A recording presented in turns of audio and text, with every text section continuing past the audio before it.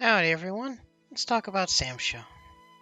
With Samurai Shodown Season 3 changes, the game has had a very interesting shift in its overall dynamic, and both the universal changes and the balance adjustments have affected the roster in various ways, big and small. I know the netcode still isn't good, but I still felt inspired to do an overview series of the changes to help new people coming to the game, and honestly to help solidify my own knowledge of the characters as well. So whether you're trying stuff out locally, joining the tourney scene through Parsec, or just labbing on your own, I hope these videos are helpful. So first, let's go into the more universal stuff. A lot of characters got their close heavy slashes startup reduced. And here's all the characters that got this change. I think we can all assume this change was to make everyone be able to get their guard crushes reliably, but this can also help with quick, simple punishes too if you're not going for combos. So now let's talk about knockdowns. So similar to the last patch, SNK once again nerfed certain moves across the board that gave characters their knockdowns. It's mostly various normals, but for some characters it's their fireballs that no longer knock down if you hit an airborne opponent. My initial thought was that this seemed like this was to normalize characters that already have strong mix-up options, and or to emphasize which moves are intended to give characters their knockdowns. I can go into character specifics in future videos, but even though I think this will make some characters have to work harder for their knockdowns in Oki, it may have accidentally created some dead moves. Now for actual system mechanic stuff. So in case you didn't know, dodging wasn't possible before while running.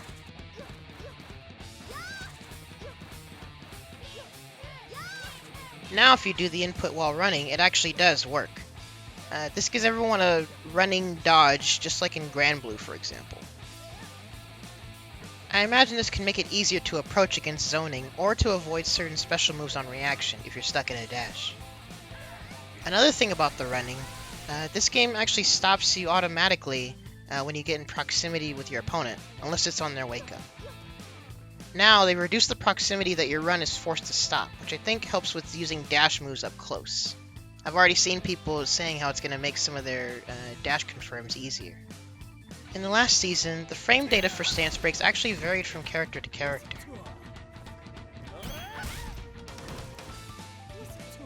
Now, they've been normalized to have the same startup and be invincible on frame 1.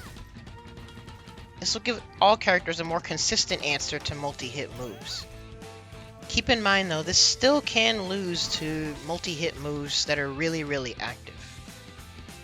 We still gotta wait on specifics on how long the invincibility lasts, but test some stuff out with your characters and see which things you can stance break through that you couldn't before.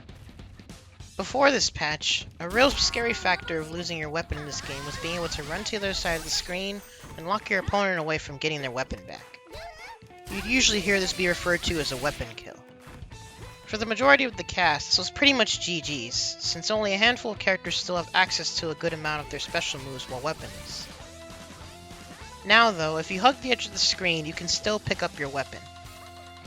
This change feels goofy if you think about the weapons magically teleporting back to the characters, but in terms of balance, this is a good change. It keeps the focus on the mind games that center around players trying to get their weapon back, rather than encouraging characters to run away and lock it off screen. Alright, so now the big change, the addition of the guard crush mechanic. To sum it up, there's an invisible guard meter that goes down as you block moves. If it goes down to 25% or below, your character glows red.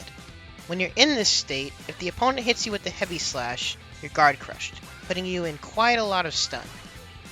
Not only that, but the character doing the guard crushing can cancel their heavy special into special moves. Depending on your character's tools, you can get creative with your punishes, even allowing you to land an SSM.